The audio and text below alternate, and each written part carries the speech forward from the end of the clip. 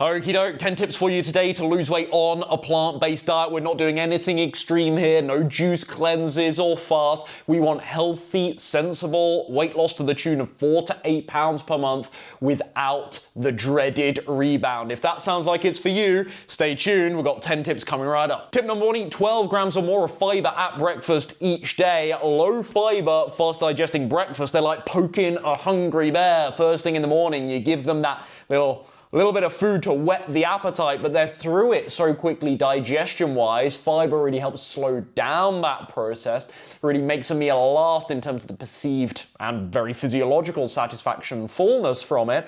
And so it's a really fantastic way to start the day. I just remind you that I love things like fruit, but very fruit-heavy breakfast. One downside is, again, the speedy digestion time. Yes, you get that energy boost, that little dopamine pickup really quickly first thing in the morning, but again, are you then through that meal so quickly that you're already looking around for lunch at 10 a.m.? We don't want that. So something slow digesting in the morning is really, really good for this. So how do I easily get 12 grams or more of fiber at breakfast each day? Things like my rolled oats in my oatmeal with the berries and the nuts and seeds on top, of course. Bran flakes and spelt flakes like I ate in the last What I Eat in a Day video. Really high fiber content there. That's before you even add a bunch of fibrous fruit and such, and the nuts and seeds once again. What else? A nice whole wheat or rye bread with avocado. That's going to get you way over 10 grams of fiber. So yeah, these things are really great for holding you steady until lunch. Tip number 2 to lose weight on a plant-based diet, eat at least 2 servings of beans, peas, lentils, or tofu daily. This is great for keeping you fuller for longer. I just mentioned fiber, so I don't really need to repeat that one.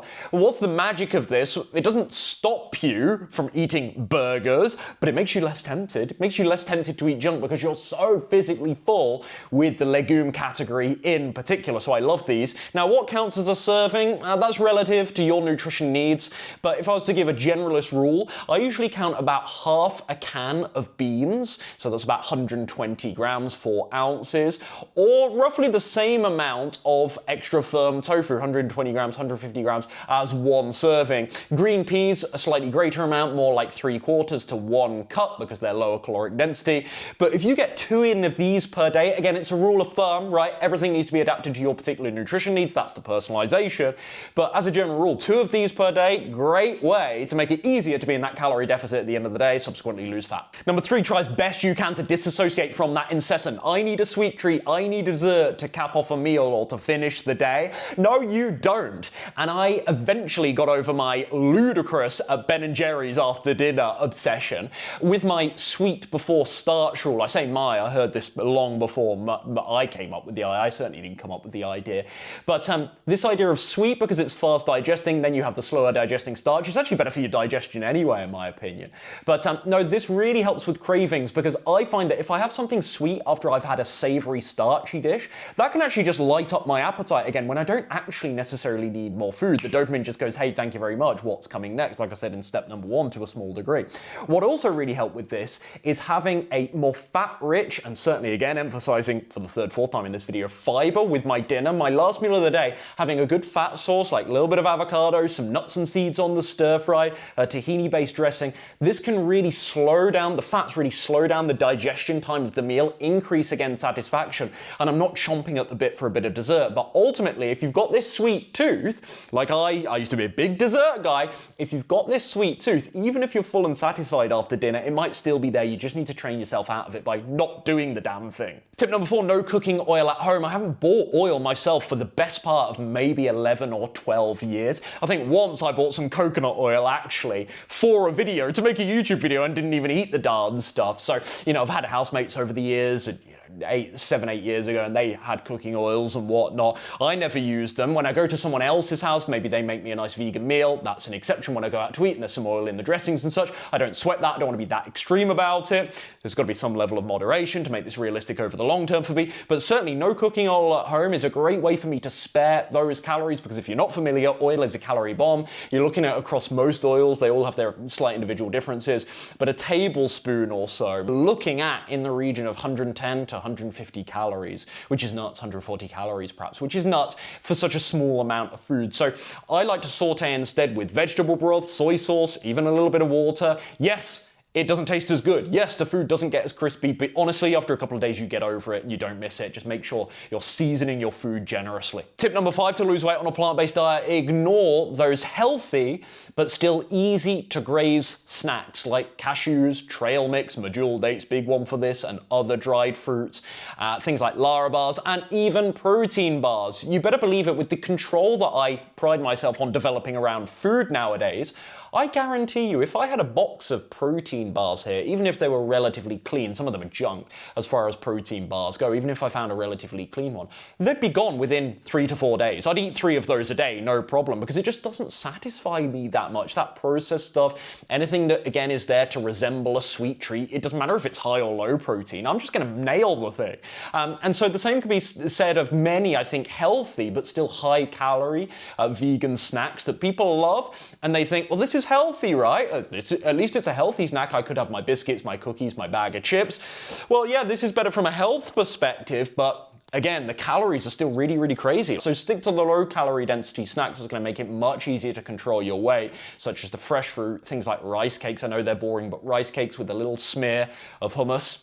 Brilliant. Tip number 6, again on the theme of snacks: plan a safe movie night or sports game snack so you're not tempted by other treats when people bring around the chips and they say, hey guys, we've ordered some pizza tonight, help yourself, there's some beers in the fridge, crack on. Hey, I bought a bottle of wine, do you want a glass? You can say, no thank you very much, because I've got my raw veg platter with a little bit of hummus, or Ryan's yoghurt-garlic mustard dip, which I'll put the recipe to below if you're curious, or the fresh fruit platter, lovely fresh fruit platter, brilliant, all these big colourful volumes of food, and it's only like 300 or 400 calories because it's fruit and it's so low calorie dense. What about Ryan's chia and raisin oatmeal cookies, etc., etc.? Yeah, Ninja Creamies are incredible for this, but what about oil and butter-free popcorn just with a little, okay, it's not as rich as the normal cinema stuff, the movie theater stuff, but you have that little bit of nutritional yeast, a little bit of stevia or a little bit of salt on there. You've got something at least. Never go without, because this does associate with the feelings of sacrifice and FOMO, while other people are munching on stuff. Yes, you've only got a healthy option. Yes, maybe it's not as fun. Yeah, other people are going to poke fun at you. Who cares? You're getting results. Who cares?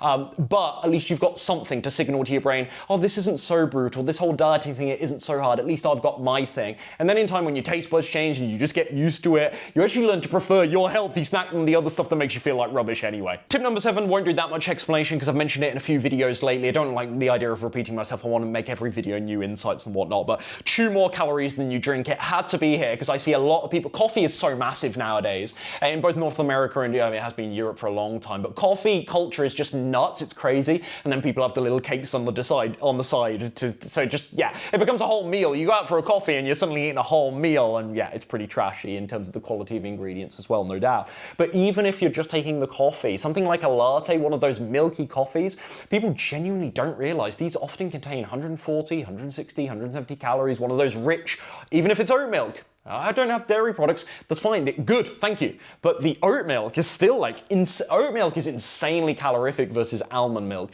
And people don't have coffee with almond milk because it's bloody disgusting. And that's not my suggestion either, for the record. But you have to actually account for the calories. People don't account for beverages like they do whole foods.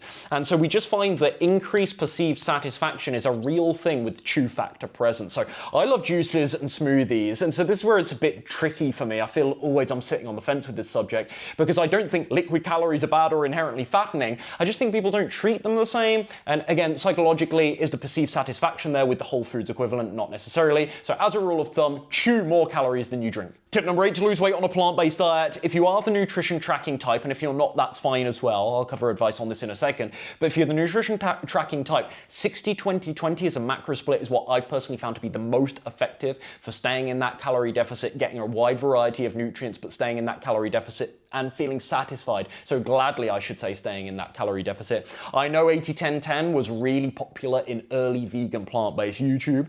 I think the window has shifted on this and people are finally, I've been banging on about it for the best part of 10 years. I feel like an old man when I just say the same thing over and over again. But it's been nice to see the whole plant-based community come this way. I was the first, no, that's not my claim, but come this way to actually, we're still doing high carb, but a little bit more fat, a little bit more protein. Brings more enjoyment, more balance to the diet, more satisfaction, I argue. It makes it a bit more flexible and real world, a bit more sexy. And like that sounds like a trivial thing, but you need to actually enjoy your food and to have that little bit of fat sauce to mess with some of the higher protein stuff, bit more tofu in the diet, that adds the fats as well. Like if you're doing the very, very high carb thing, you can't eat any of this stuff that frequently. I think it makes the diet more bland, boring, and actually less diverse nutritionally. So 60-20-20 is good. If you're not the tracking type, that's perfectly fine. If you actually just follow the kinds of meals I show, they'll bring you to around approximately 60-20-20 anyway, to be honest, because that's how I live, and that's the formula I've found to be so effective. It's what I put virtually all of my clients through.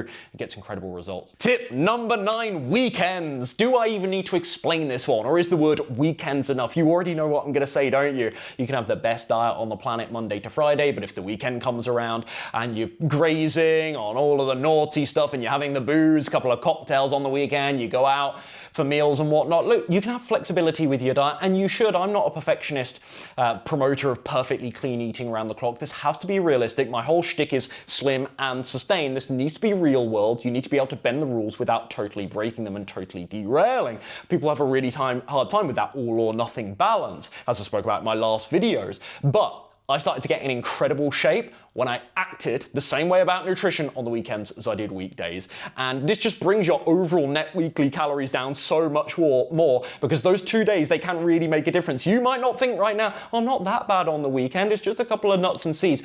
You underestimate it. I tell you from experience, I can say this boldly, people seriously underestimate just how much extra food they eat on the weekends. So maybe you do something fun, maybe you make a new meal, maybe you do have that one weekly meal out per week, which I always suggest because it makes it more fun, less sacrificial, less brutal feeling diet, and you have that on Saturday night, you have that for date night. But when you go out, you're not having burgers and desserts and appetizers, you're having something a bit cleaner, nice big salad bowl. Like, I know it sounds boring, but this is what it takes to get results. Vegetables, sushi. You can still make it fun, and again, your taste buds adjust over time. And it's nice leaving a restaurant not feeling like a total glutton with all this fat, oily, rich food in your stomach and then feeling terrible. The next day you also feel terrible. You're 3 pounds up on the scale. It's not fat gain, but it's water and sodium. You just feel awful, bloated, discouraged by everything. Just keep it clean. It's never worth it. You've already tasted that pizza. You've already tasted your favorite Chinese restaurant's food 1,000 times, so make the damn healthy choice this time. So do something a bit fun, novelty on the weekend. Maybe you make a healthy recipe that's still calorie controlled, but it's not something you would usually make Monday to Friday when you're in a rush and you need the simple, fast, quick vegan options. But weekends, let's get serious. Start treating them like Monday to Friday. Honestly, those 2 days can undo a lot of what you've just done in 5 days. They really can. I think people underestimate this. And lastly, step number 10, the taboo one in the plant-based space. For some reason, the elephant in the room, I'm speaking hyperbolically, but nobody seems to address in my community. People that I otherwise have a lot of time and respect for. In many cases, I stand on their shoulders in terms of what I do here, what I've built a career on talking about this stuff. But people don't talk about this. If you're not losing weight on a plant-based diet, it's just the calories. It's not that you're eating this one food that's inherently fattening. It's not the bananas in your diet. It's not necessarily the nut butter, even though that's calorie-rich in your diet. It's not because you aren't eating a pound or whatever it is, 2 pounds of raw veggies per day. It's not because you're not doing the 50-50 plate, and subsequently, if you're not losing weight, you must do the 50-50 plate. It's none of those things. Those all beat around the bush. Those are all preferences masked as mandatory rules for weight loss. The only rule that matters is, are you in that consistent calorie deficit every day? So if you're not losing weight on a plant-based diet, it's not some big mystery. It's not because, again, you're not doing the 50-50 plate. It's not your fat or your protein or the this or the that or the carbs or, oh, there's too much fruit in my diet, etc., etc. It's just too many calories overall, and all you need to do is bring your calories down slightly. How you do this is up to you, or you work with me and I do it all for you. Obviously, it's all personalized then. Cheeky plug there, a little hint.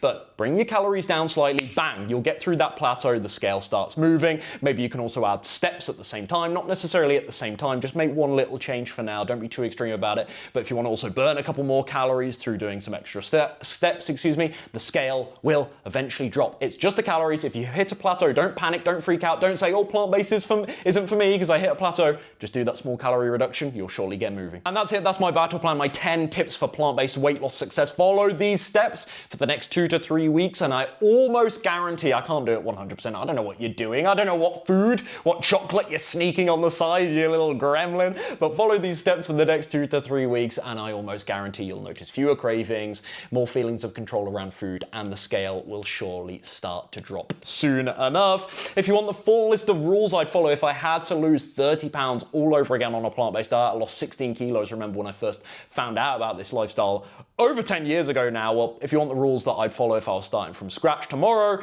I'll put the link to my free weight loss checklist down in the description box below. You'll also find information there about joining my coaching program if you want more one-on-one help and support with all of this. Okay, see you in the next video.